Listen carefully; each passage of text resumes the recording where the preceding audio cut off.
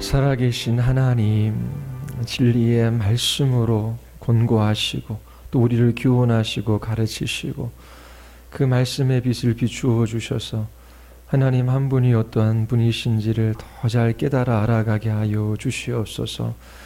우리의 마음의 생각과 판단과 삶의 모든 행위들이 주님의 말씀의 근거로 이루어지게 하여 주시옵소서.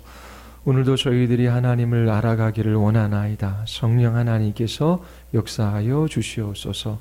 예수 그리스도의 이름으로 기도드리옵나이다. 아멘. 우리가 웨스트민스터 신앙고백서 첫 시간에는 성경에 관해서 배웠어요. 어떤 교회가 참된 교회이고 거짓된 교회인지 분별하는 그 지표가 있습니다. 그 첫 번째가 하나님의 말씀이 바르게 선포되어지는 것이지요. 하나님의 말씀이 바르게 선포되어지는 그것의 첫 번째는 이제 성경에 대한 믿음입니다. 성소로 교회가 참교회인지 거짓교회인지 그것은 하나님의 말씀이 바르게 선포되는지 선포되지 않는지 살펴보는 것이죠. 그리고 하나님의 말씀이 바르게 선포되어지고 있다라고 하는 첫 번째 전제는 성경에 대한 신앙의 고백입니다. 그래서 이 성경은 특별계시의 책이다.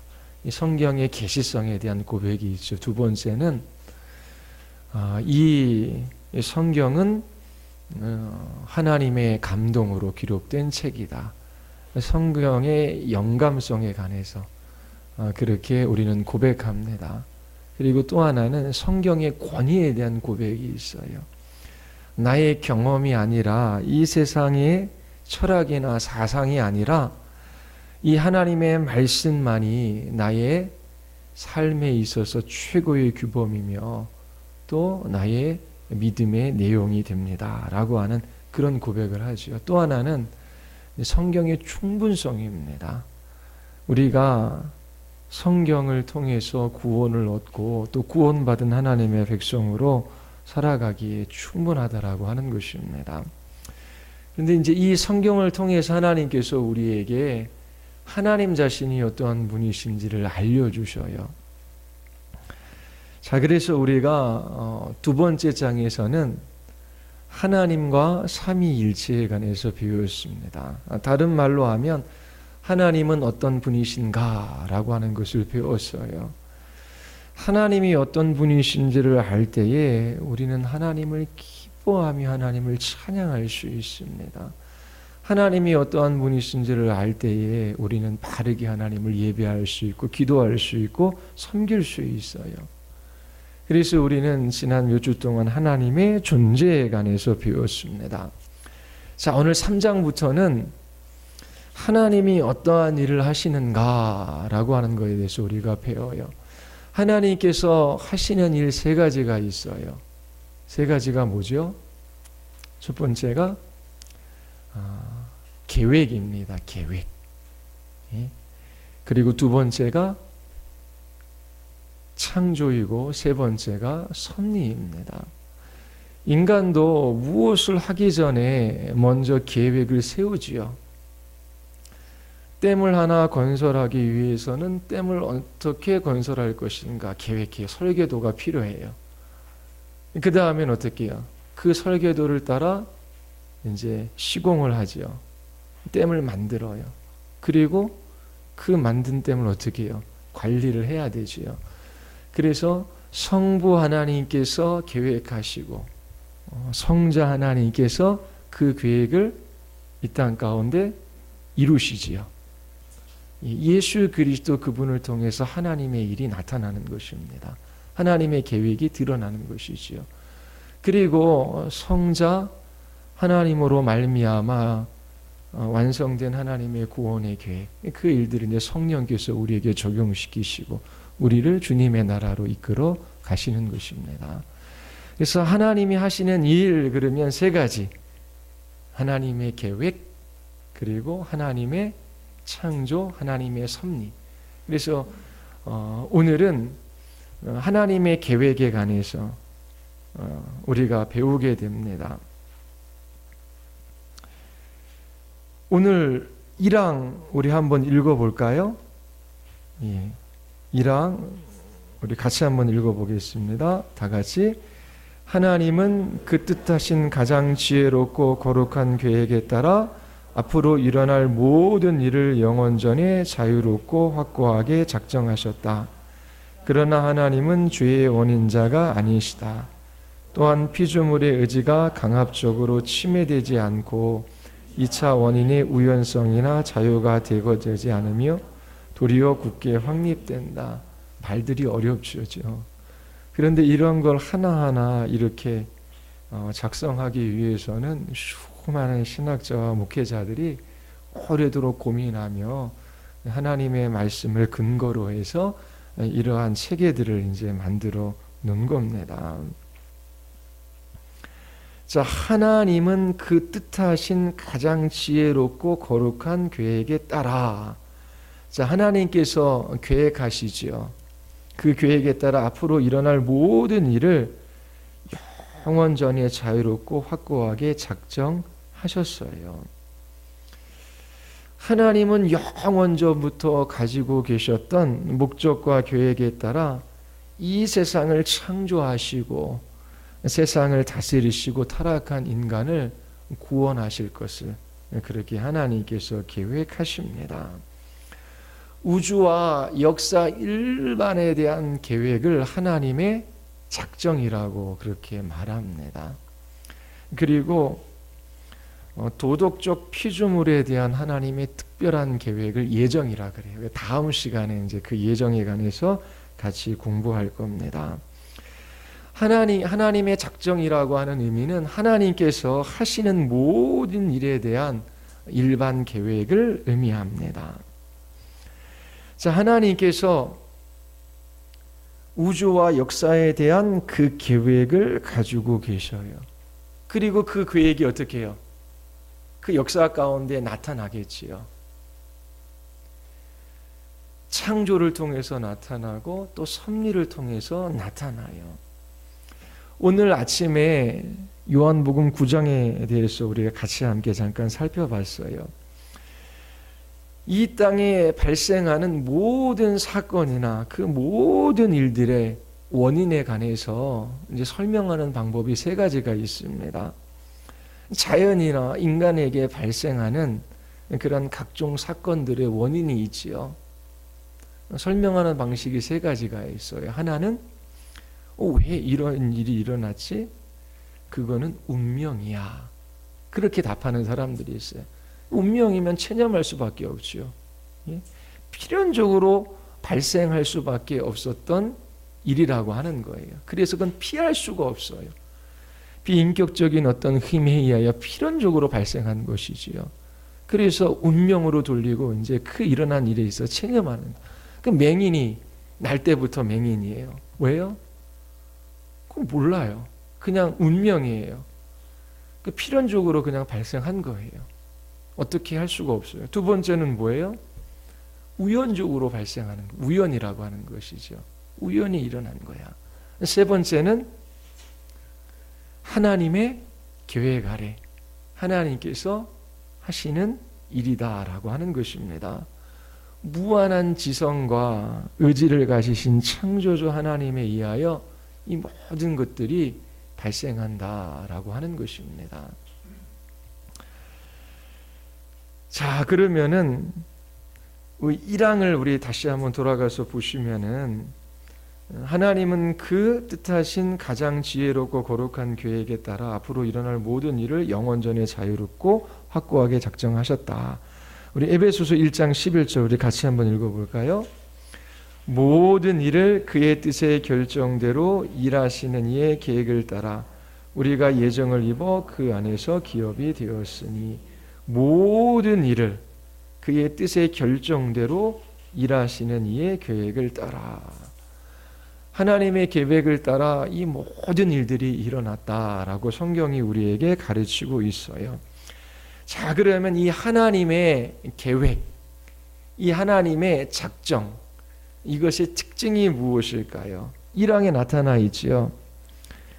하나님의 뜻하신 가장 지혜롭고 거룩한 계획이래요. 그리고 영원전에 계획하신 것이지요. 자유롭고 확고한 일이라고 그렇게 이야기하고 있습니다. 자, 하나님의 계획의 첫 번째 특징은 하나님의 지혜에 기초한다라고 하는 것입니다. 시편 104편 24절에 보면 여호와여 주께서 하신 일이 어찌 그리 많은지요. 주께서 지혜로 그들을 다 지으셨으니 주께서 지으신 것들이 땅에 가득하니이다. 사람의 계획도 지식과 지혜에 기초해요. 그러나 사람의 지혜는 지식은 유한하고 이제 제한적이죠. 그리고 불완전합니다. 그래서 사람이 세운 계획은 잘못될 수 있어요. 잘못 세워질 수 있지요. 그러나 하나님의 계획은 완전하여. 여기서 거룩한 계획에 따라 거룩이라고 하는 것. 거룩이라는 말 자체가 구별되어졌다라고 하는 것이지요. 피조물이 세우는 계획과 달라요. 하나님이 세우시는 계획이에요. 그리고 거룩에는 온전, 완전이라고 하는 의미가 들어있어요. 이 계획은 온전하고 완전한 계획이에요. 그 이유는 하나님의 무한한 지식과 지혜에 기초하기 때문입니다. 따라서 하나님의 계획은 부족한 것이 없어요. 그러니까 우리에게 일어나는 그 일들에 있어서 이게 생각해야 되거든요. 그러면 생각의 근거가 뭐냐면 우리의 경험이 아니라 하나님의 말씀이 우리의 사고의 최고의 그 권위와 근거가 되어야 되는 거예요. 그러면 성경에서 하나님께서 하나님 자신을 우리에게 나타내 보여주셔서 하나님은 전지하시다. 그리고 하나님의 지혜에 있어서 그 영원 무한 불변하시잖아요. 하나님의 지혜는 완전하셔요. 그러면 그 하나님께서 그 지식과 지혜에 따라 하나님께서 계획을 세우셨다면 그 하나님의 계획은 부족함이 없다.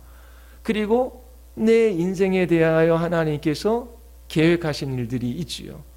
그러면 그 계획하신 것이 이 땅 가운데 반드시 일어나요. 그 이유가 무엇입니까?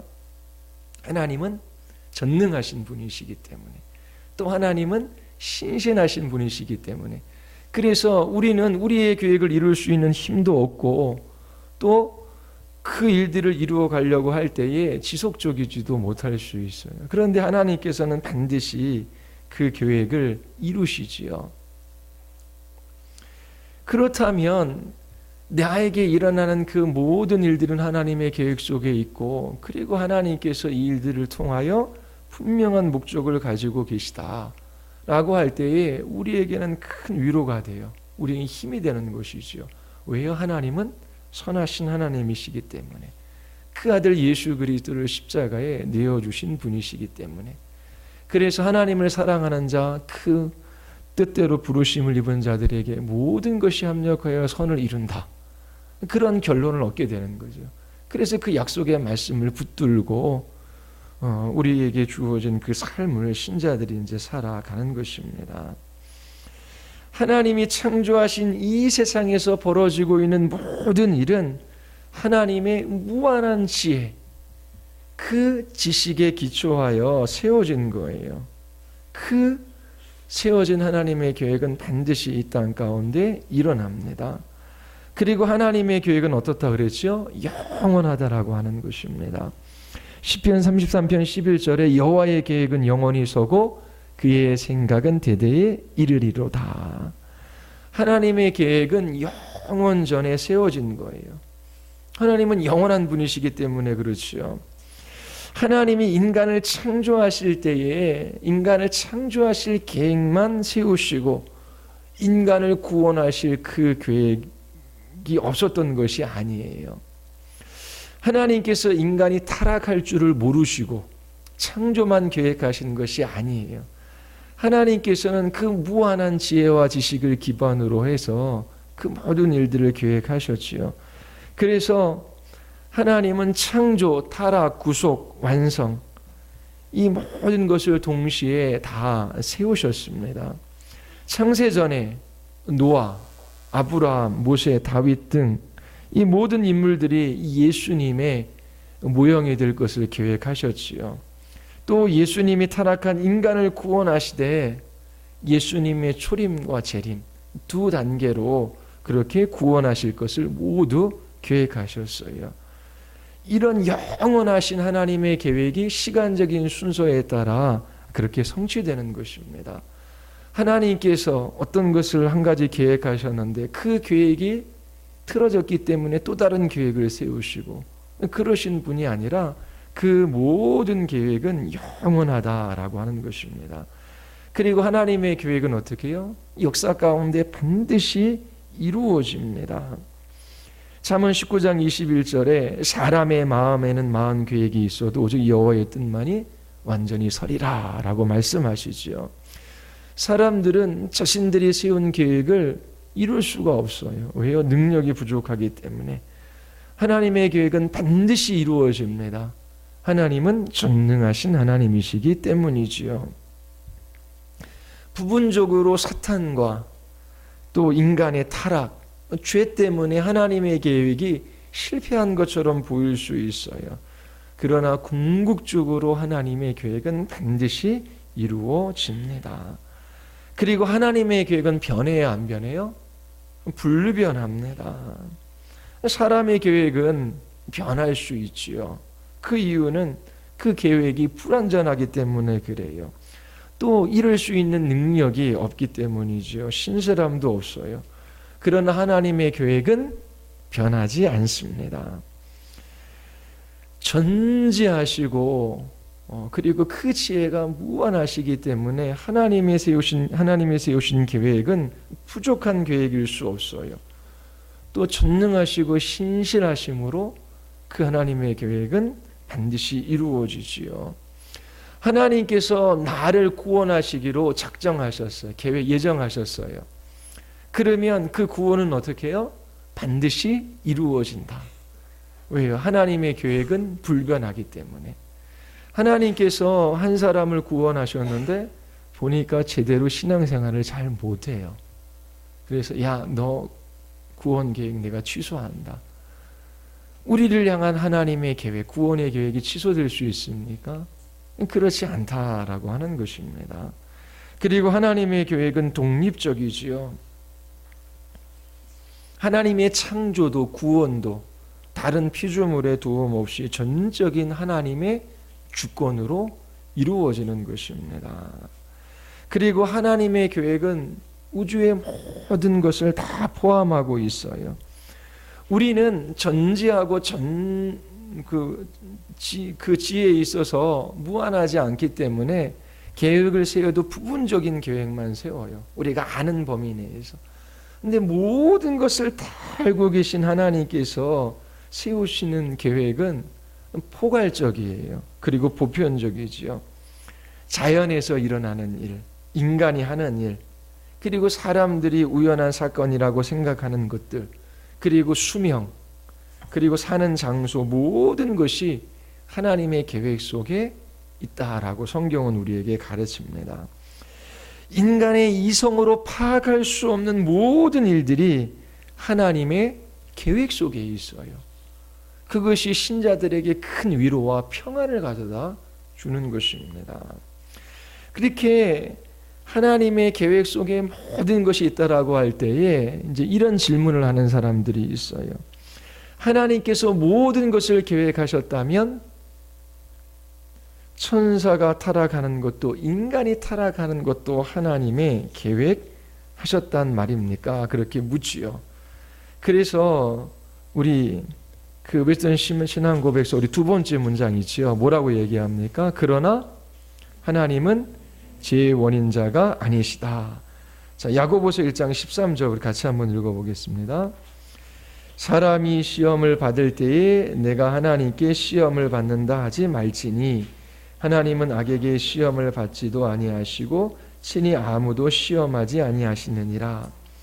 그 다음에 17절 온갖 좋은 은사와 온전한 선물이 다 위로부터 빛들의 아버지에게부터 내려오나니 그는 변함도 없으시고 회전하는 그림자도 없으시니라. 그 다음에 요한일서 1장 5절 우리가 그에게서 듣고 너희에게 전하는 소식은 이것이니 곧 하나님은 빛이시라. 그에게 어둠이 조금도 없으시다는 것이라.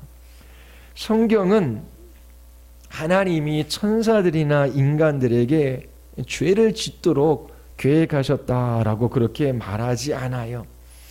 죄를 지을 수도 있고 짓지 않을 수도 있는 자유의지를 주셨지요. 죄가 생겨난 것은 그 자유의지를 가지고 잘못된 방향으로 사용한 결과입니다. 전도서 7장 29절에 보면 내가 깨달은 것은 오직 이것이라 곧 하나님은 사람을 정직하게 지으셨으나 사람이 많은 꾀들을 낸 것이니라.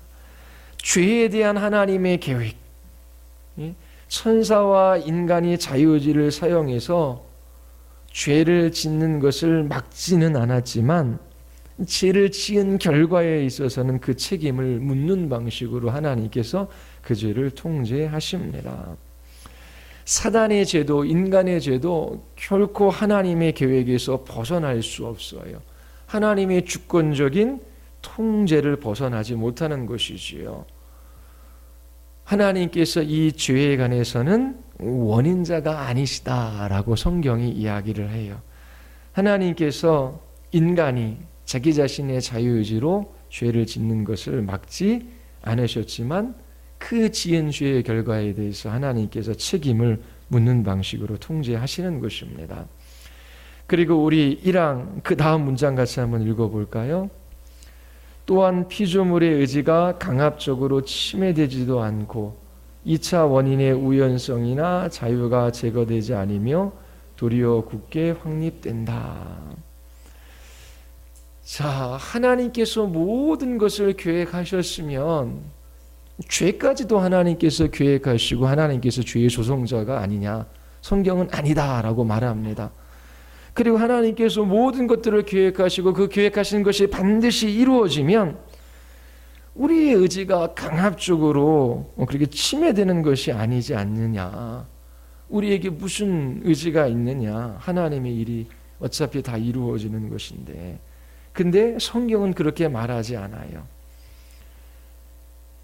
피조물의 의지가 강압적으로 침해되지 않는다. 그리고 2차 원인의 우연성이나 자유가 제거되지 않으며 도리어 굳게 확립된다. 이게 뭐냐면 하나님께서 계획하신 것을 어떻게 해요? 그리스도를 통해서 역사 가운데 이루십니다. 하나님의 계획은 이루어지지요. 근데 하나님께서 그것을 이루실 때에 피조물이라는 수단을 통해서 하나님께서 일을 하셔요. 하나님이 창조하신 자연은 하나님이 자연에 부여한 자연 법칙에 따라 움직이지요. 그래서 동물들은 그 본능에 따라 움직입니다. 하나님께서 부여하신 법칙이에요. 또 하나님이 만드신 사람은 하나님께서 주신 도덕 법칙에 따라 행동을 해요. 인간에게는 양심이 있습니다. 그리고 어떤 사건의 결과에 영향을 미친 하나님의 행동을 이제 제1원인이라고 합니다. 그리고 하나님이 피조물을 수단으로 해서 그렇게 일하시는데 피조물의 행동을 제2원인이라고 해요. 모든 존재의 근원은 하나님이셔요. 하나님이 계시기 때문에 우리가 존재하고 기동하고 움직이며 이제 살아갈 수 있는 것입니다. 하나님이 이처럼 제1원인이 되신 하나님께서 계시지 아니하시면 그 어떤 것도 존재할 수가 없어요. 그 어떤 것도 생명을 얻어 살아갈 수가 없어요. 하나님이 제1원인이 되시고 피조물이 제2원인이 되는 방식을 통해서 즉 하나님이 피조물을 수단으로 해서 일하시는 것이죠. 자, 예를 하나 들게요. 성경을 기록했는데 로마서를 누가 기록했습니까? 예? 누가 기록했어요? 바울이 기록했지요. 그렇죠? 그런데 또 하나님의 감동으로 기록되어졌다 그러잖아요. 성경은 하나님의 책이에요, 사람의 책이에요? 하나님의 책인 동시에 사람의 책이죠. 그러면 이 성경을 기록할 때의 제일 원인은 누구에게? 하나님께 있지요. 그리고 하나님께서 사도 바울의 지식과 그의 경험과 그가 알고 있는 그 모든 것을 사용하셔서 오류 없이 하나님의 말씀을 기록하게 하신 거예요. 자, 그러면 성경을 기록할 때에 사도 바울이 하나님께 받아서 기록했습니까? 그의 의지가 강압적으로 침해되었습니까? 아니죠. 자유롭게 이 편지를 쓴 거예요. 그런데 사도 바울이 하나님과 관계없이 독자적으로 자기 자신의 사상과 자기 자신의 그런 이론들을 펼친 겁니까? 아니지요. 성령의 감동으로 말미암아 사도 바울은 하나님의 말씀을 오류 없이 기록했어요. 하나님께서 제일 원인이 되시지만 어떻게 해요? 이 사도 바울의 의지가 강압적으로 침해되지 않고 자기 자신의 의지를 가지고 이 서신을 보냈던 것입니다. 이처럼 성경은 하나님과 이 성경 기자의 협력으로 기록된 책이지요. 하나님이 성경 기자를 수단으로 사용하셔서 성경을 기록하게 하셨어요. 그렇다고 해서 성경을 기록한 그 기록자들의 의지가 강압된 것은 아닙니다. 하나님이 100% 로마서의 저자이지요. 그리고 동시에 사도 바울이 100% 이 로마서의 저자이기도 합니다. 내가 행동하는 것은 내가 하는 것이지요.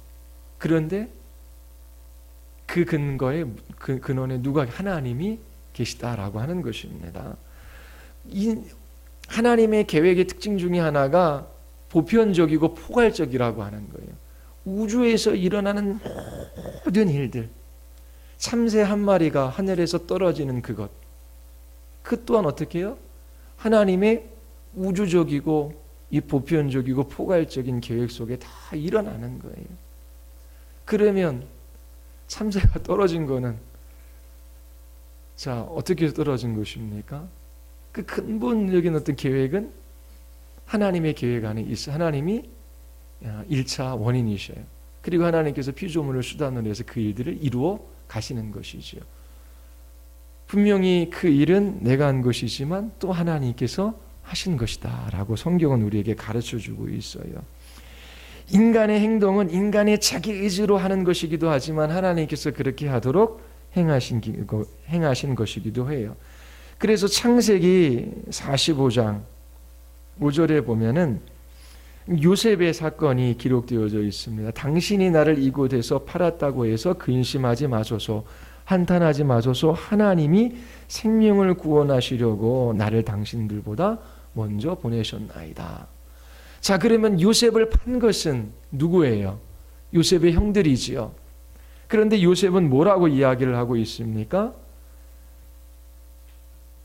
하나님께서 구원하시려고 어떻게 나를 그렇게 형님들보다 먼저 이 애굽으로 보내신 일이래요. 그럼 내가 팔린 그 일은 어떻게 해요? 형들이 한 일인 것 동시에 어떻게 하나님이 하신 일이다. 하나님께서 1차적인 원인이시고 피조물을 수단으로 해서 제2 원인이 돼서 하나님의 일들을 하나님께서 이루어 가신다라고 하는 것입니다. 이처럼 하나님은 1차적인 원인으로서 자연이나 사람들의 2차적인 원인과 동시에 행동하시면서 또 2차적인 원인을 수단으로 사용하셔서 자신의 목적을 이루어 가시지요. 이 2차적인 원인의 우연성, 제비뽑기 할 때 어떻게 해요? 우연히 뽑힌 덱을 뽑은 거죠. 그리고 뽑는 그 나의 자유가 제거되지 않지요. 그럼에도 불구하고 어떻게 해요? 그것은 하나님의 계획 안에 있다라고 그렇게 이야기해요. 제비는 사람이 뽑으나 모든 일에 작정하기는 여호와께 있느니라. 자, 우리 2양 하나만 보겠습니다. 2양 한번 봅시다. 같이 한번 읽어볼까요?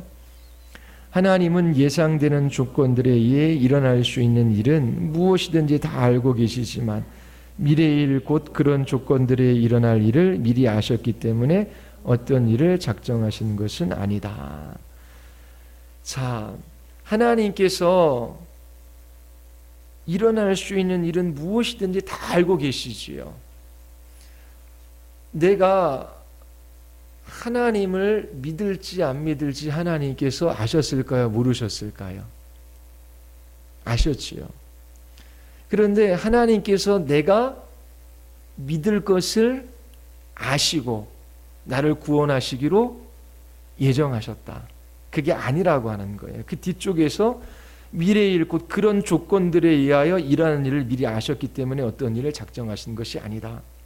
자, 미래의 일, 내가 믿을 것, 또 그런 조건을, 내가 믿는 것이 조건이 되어져서 하나님께서 내가 믿을 것을 아셨기 때문에 나를 구원하시기로 선택하신 것, 그런 것이 아니다라고 하는 것입니다. 자, 로마서 9장 11절 12절 같이 한번 읽어보겠습니다. 그 자식들이 아직 나지도 아니하고 무슨 선이나 악을 행하지 아니할 때에 택하심을 따라 되는 하나님의 뜻이 행위로 말미암지 않고 오직 부르시는 이로 말미암아 서게 하려 하사 리브가에게 이르시되 큰 자가 어린 자를 섬기리라 하셨나니. 16절입니다. 그런즉 원하는 자로 말미암도 아니요 다른 진도로 말미암도 아니요 오직 긍휼히 여기시는 하나님으로 말미암이니라. 18절.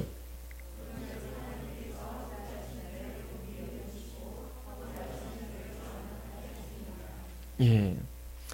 자, 하나님께서 나를 구원하시기로 이제 예정하셨어요.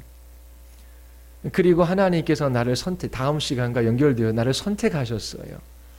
자, 그러면 하나님께서 선택하실 때에 모든 것을 미리 다 아셔요. 그런데 얘는 믿을 애고 얘는 안 믿을 애였구나. 하나님께서 그것을 아시고 얘는 믿을 애이기 때문에 구원하시기로 예정하셨다. 이건 성경의 가르침이 아니다라고 하는 것입니다.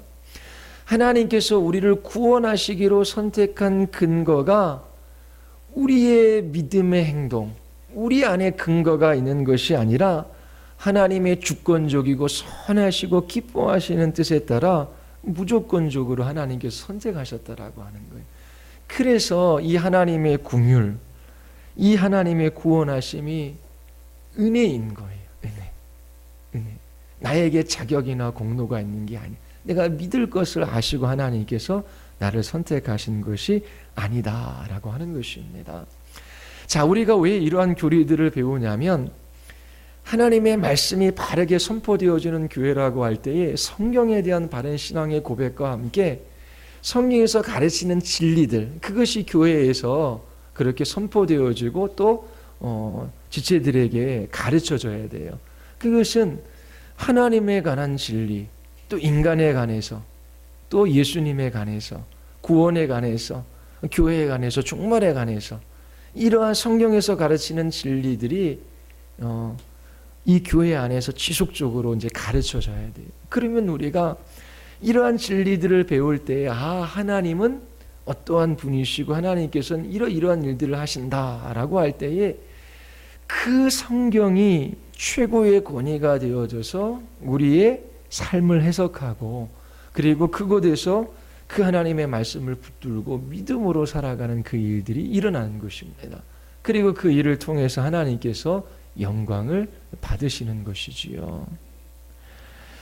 하나님을 하나하나 알아가고 또 하나님이 하시는 일들이 어떤 것들을 배워갈 때에 우리는 하나님을 찬양하고 경배할 수밖에 없어요. 그리고 자유하고 하나님이 주시는 참된 평강을 누리게 되지요. 정말 인생의 막다른 길목에 서신 분들을 만나요. 아무런 소망도 없어요. 그리고 가장 필요한 것은 마음의 평안이라고 이야기를 합니다. 평안. 그 문제 때문에 마음이 불안하고 두려운 사람들이 평안할 수 있는 그러한 그 길은 어떤 길입니까? 그 문제가 해결되어지는 거예요. 그런데 성경을 읽어보면 문제가 해결되어져서 마음이 평안한 것이 아니라 그 문제는 그대로 남아 있는데 어떻게요? 하나님이 어떠한 분이시고 하나님께서 어떠한 일들을 하시는지 알고 있기 때문에 이 세상 사람들이 알지 못하는 평안, 이 세상이 줄 수 없는 그런 하나님으로부터 오는 그런 평강이 신자들 마음 안에 있는 거예요. 그래서 능히 하나님 앞에 한 걸음 한 걸음 믿음의 길들을 걸어갈 수 있습니다. 우리는 끊임없이 세상 사람들이 이야기하는 것, 생각하는 그 방식에 영향을 받아요. 오늘 오전에 설교처럼 제자들이 이 사람은 분명히 죄 때문인데 부모의 죄입니까? 아니면 자기 자신의 죄입니까? 그렇게 사람들이 생각하는 것이 진리가 아님에도 불구하고 영향을 받기 때문에 그것이 진리인 양 받아들이고 그렇게 살아가는 거예요.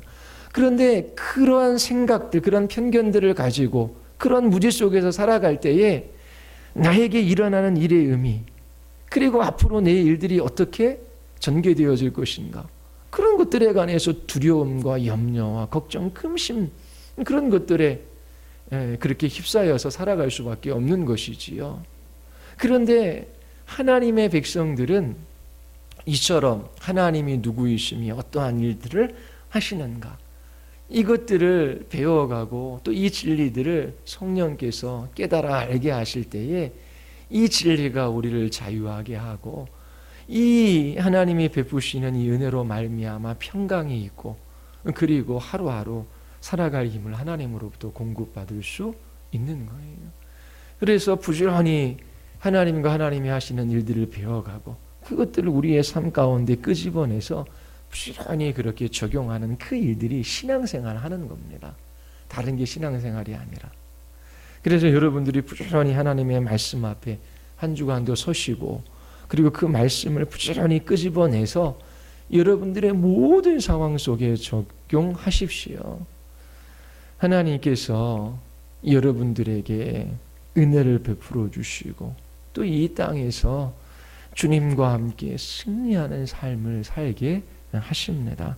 우리 같이 한번 우리 기도하시겠습니다.